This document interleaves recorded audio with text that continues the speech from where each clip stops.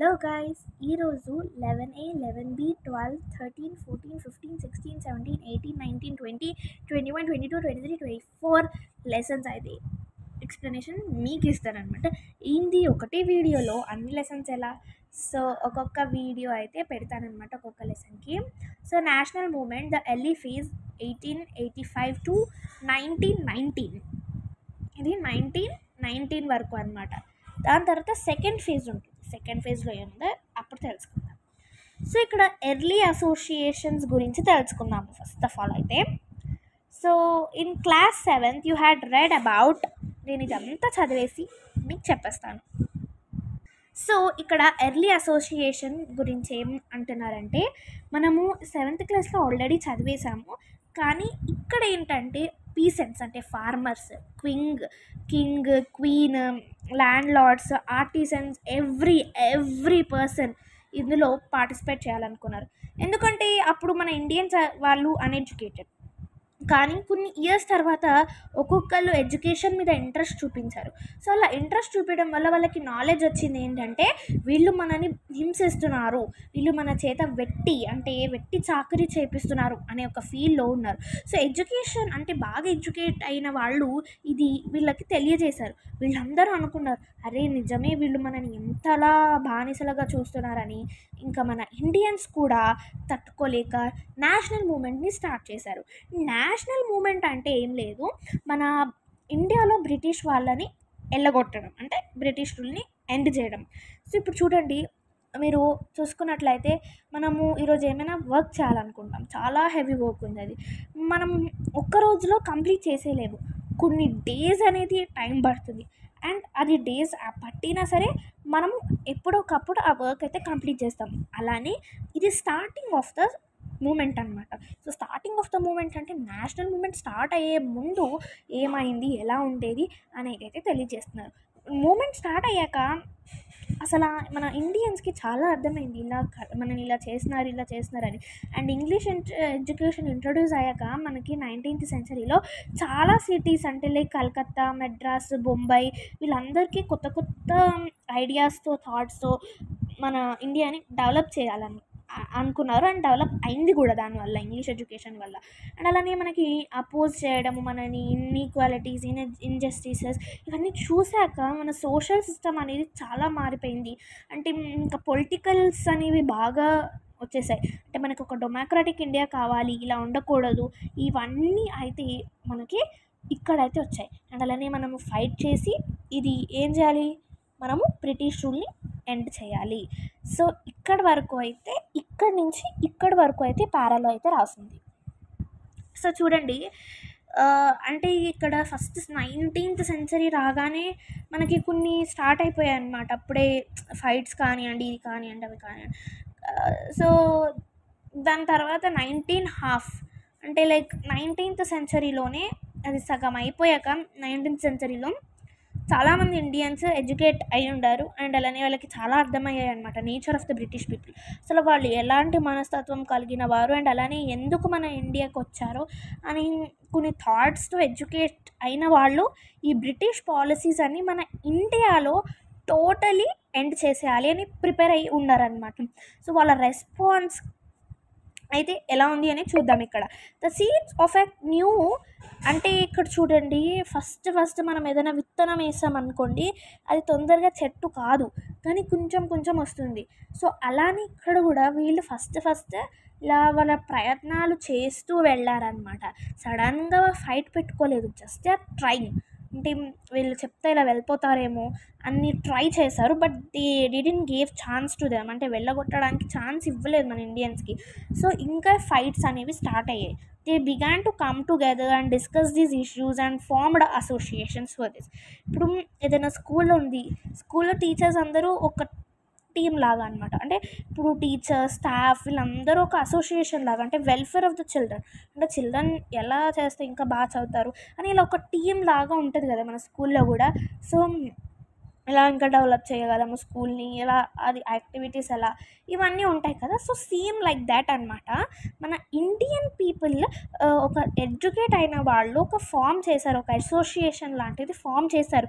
అసలు ఎందుకు ఫామ్ చేశారు అంటే, ఒక పర్సన్ మనకి ఫ్రీడమ్ తేవలేరు, ఇద్దరు పర్సన్స్ తేలేరు, ఒక గ్రూప్గా ఉంటే వాళ్ళ ఐడియాస్ కూడా పనికొస్తాయి. So if you want to do or మీకు ఏమైనా జాబ్ చేయాలని ఉంది, ఏమైనా ఉంది, if you take others advice you get succeed in your life. అలానే అందరి అడ్వైజెస్ తీసుకుంటూ వెళ్తే ఒక అసోసియేషన్ లాగా ఫామ్ అయింది. ఆ అసోసియేషన్లో కొంతమంది మెంబర్స్ అనమాట. ద మెయిన్ మెంబర్స్ ఏంటి అవన్నీ తెలుసుకుందాం. సో ఇక్కడ 1866లో Dadabhai Naoroji organised the East India Association. So Dadabhai Naoroji ఈవిడ, సో ఇక్కడ దాదాబాయ్ నరోజీ అంటే ఒక ఆయన అనమాట, ఇక్కడ ఉన్నారు కదా. సో ఈయన ఒక ఆర్గనైజ్ చేశారనమాట, ఈస్ట్ ఇండియా అసోసియేషన్ అని ఒకటి ఆర్గనైజ్ చేశారు in London to discuss the Indian questions. So boy అంటేనే ఇక్కడ అబ్బాయి. సో ఈయన ఒక ఇలా ఇక్కడ ఉన్నారు కదా ఈయన. సో ఈయన ఈస్ట్ ఇండియా అసోసియేషన్ చేశారు, అంటే ఈయననే ఎస్టాబ్లిష్ చేశారు, అది కూడా లండన్లో. అసలు మీరు అనుకుంటారు కదా మన ఇండియాలో ఎందుకు చేయకూడదు, same doubt I to got. So మనకి ఇండియాలో అప్పుడు ఫ్రీడమ్ లేదు. మనం ఇండియాలో ఒకవేళ చేసిన ఇలాంటి అసోసియేషన్స్ ఫామ్ చేసినా సరే మనకి ఛాన్స్ ఇవ్వరు British people. They just wanted to ఎలా అంటే డెస్ట్రాయ్ చేయాలనుకుంటారు కదా. సో కాబట్టి వీళ్ళు ఏం చేశారంటే they just established in London. So ఇక్కడ East India Association, remember it. And who is the inventor of this? Dadabhai Naoroji. భాయ్ అంటే you need to remember him ఈజీగా. అండ్ ఇదంతా అయిపోయాక అంటే మనకి ఇంకా లీడర్స్ అనేవి వస్తూ ఉంటారు కదా. సో వేరియస్ లీడర్స్ అయితే వచ్చారు. అది కూడా ఎప్పుడు డ్యూరింగ్ 1866 అండ్ అలానే 1885లో లీడర్స్ అనేవి వస్తున్నారు. So Surendranath Banerjee, justice MG Ranade, Badruddin Tyabji, KC Telang and G. Subramaniam organized associations in Calcutta, Pune, Bombay, Madras to discuss the problems faced by India in those provinces. So ఇక్కడ వీళ్ళు ఏం చేశారు, బొంబాయి, కల్కత్తా, మెడ్రాస్ ఇలా ప్లేసెస్లో, పూణే ఇలా ప్లేసెస్లో ఆర్గనైజ్ చేశారు. సో కొంతమంది లండన్కి వెళ్ళలేరు, అండ్ అలానే కొంతమంది ఇండియాలోనే ఉంటారు. అండ్ అక్కడ ఈజీగా ఉండడానికి ఎక్కడ ఎక్కువ ఫ్రీడమ్ ఫైటర్స్ కానీ ఎక్కడ ఎడ్యుకేటెడ్ ఎక్కువ పీపుల్ ఉన్నారో అక్కడ చూసుకొని ఆర్గనైజ్ చేశారు. సో దట్ ఈ కమిటీ అనేది ఒక దాంతో ఫాలో అవుతుందని.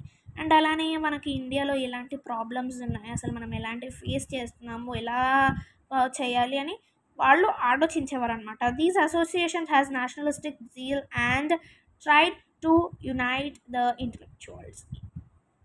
సో ఇంటలెక్చువల్స్ అంటే వెల్ ఎడ్యుకేటెడ్ అని అర్థం అనమాట, సో ఈజీగా ఉండడానికి. సో ఇక్కడ ఏంటంటే, సో వీళ్ళు ఏం చేశారంటే ఇలాంటి అసోసియేషన్స్ వాళ్ళు ట్రై చేశారనమాట ఎడ్యుకేటెడ్ ఉన్న వాళ్ళని తీసుకోవడానికి, వాళ్ళ దగ్గర ఐడియా తీసుకోవడానికి. Though many of these association functionised in specific parts the country, their goals were stated as goals of the people of the India not those religion. So ఇక్కడ మనకి ఇండియాకి ఫ్రీడమ్ రావాలని చూశారు. వాళ్ళ గోల్స్ ఏంటంటే ఇండియా అనేది democratic కావాలి అని. సో ఇక్కడ చూస్తున్నారు కదా, ఇక్కడ మనకి క్లియర్గా ఉంది, goals of all the people of India, not those of any one region, community or class. ఇవి దేని మీద డిపెండ్ కాకుండా అందరూ పార్టిసిపేట్ చేసేవారు. ఇంకా మనకి ఈ ఒక్క మూమెంట్స్లోనే క్యాస్ట్ కూడా ఉంది. క్యాస్ట్ గురించి మనకి వీటన్నిటి గురించి ఉందన్నమాట. క్యాస్ట్ గురించి మనము దీని గురించి లెర్న్ చేయాలి అంటే జస్ట్ మీకు ఒక లెసన్ చెప్తాను, ఇందులోనే ఈ లెసన్ చదవండి, మీకు అప్పుడు ఎలా ఉండేది అని మీకు తెలుస్తుంది అనమాట. So this lesson if you want to read ఒకసారి గో త్రూ చేయండి, social and religious reform moments. ఈ లెసన్లో మనకి ఎంత ఉందన్నమాట, అసలు అప్పుడు క్యాస్ట్ కూడా ఎలా ఉండేదని. సో ఇక్కడ పేజ్ ఇంకా చాలా తక్కువ పేపర్స్ ఉన్నాయి, వీ కెన్ కంప్లీట్ ఇట్.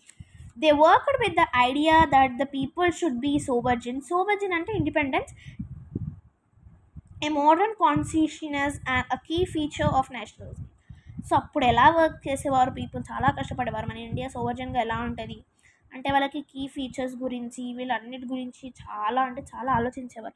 మనం ఏదైనా రూల్ పెట్టాలి అంటే రూల్ అనేది అందరికీ ఈక్వల్గా ఉండాలి అండ్ అందరికీ అది సమానంగా ఉండాలి, యాజ్ వెల్ యాజ్ వాళ్ళకి ఏమైనా ప్రాబ్లం ఉందా అని కూడా ఆలోచించాలన్నమాట.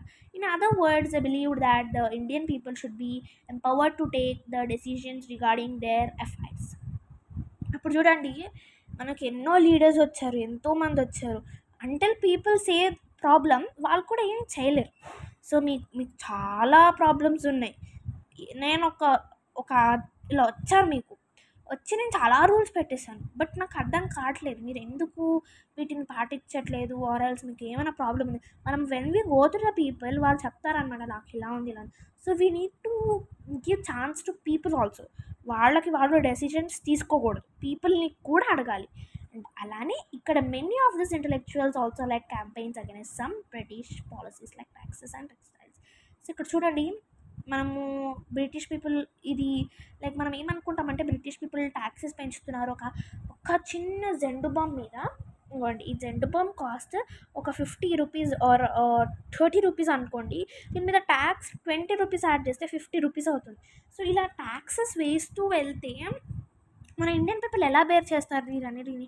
సో ఇలా కాదు, టెక్స్టైల్స్ మీద కూడా, బట్టల మీద, ఇలా చాలా ఫుడ్ మీద, క్రాప్స్ మీద, వీటి మీద అన్నిటి మీద వేస్తుంటే మన ఎడ్యుకేటెడ్ పీపుల్ దీన్ని ఎలా చూస్తారు అంటే మన ఎడ్యుకేటెడ్ అయిన వాళ్ళు పీపుల్కి తెలుస్తుంది కదా ఎందుకు ఇలా అవుతుంది, మనకి ఇంజస్టిస్ ఎందుకు ఉంది అని. What they use to do అనమాట, క్యాంపెయిన్స్ కండక్ట్ చేసేవాళ్ళు.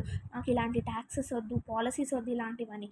Discrimination against Indian, repressive laws against Indian newspapers etcetera. So ఇప్పుడు చదువుకున్నారు కాబట్టి మ్యాగజైన్స్లో, న్యూస్ పేపర్స్లో ఇలా వేసేవాళ్ళు అనమాట. తర్వాత రియలైజ్డ్, ఎవరు రియలైజ్ అయ్యారు, ఇండియన్ పీపుల్ రియలైజ్ అయిందంటే importance of discussing the policies of the government and organising campaigns to change them. Indian people ఏమనుకున్నారు, ఈ న్యూస్ పేపర్స్లో వేశారు, మ్యాగజైన్లో వేశారు, అయినా దీస్ పీపుల్ కాంట్ అండర్స్టాండ్ అంటే వీళ్ళకి అర్థం కావట్లేదు మనం ఏం చేస్తున్నాం అనేది. ఇలా కాదు అని క్యాంపెయిన్ స్టార్ట్ చేయడం మొదలుపెట్టాను. అంటే నిరాహార దీక్షలు అని ఇలాగా, అంటే మొత్తం క్యాంపెయిన్ చేయడం అనమాట, రోడ్ మీద వెళ్ళి ఇలా వద్దు ఇలా వద్దని. They fat like anything. So next 11.2 అనమాట, the Indian national Congress the moderate phase 1885 to 1905. ఇది చాలా ఇంపార్టెంట్. తప్పకుండా ఈ ఫస్ట్ వీడియో మిస్ అయినా సరే సెకండ్ వీడియో అయితే అస్సలు మిస్ కాకండి, ఇది పూర్తిగా వినండి.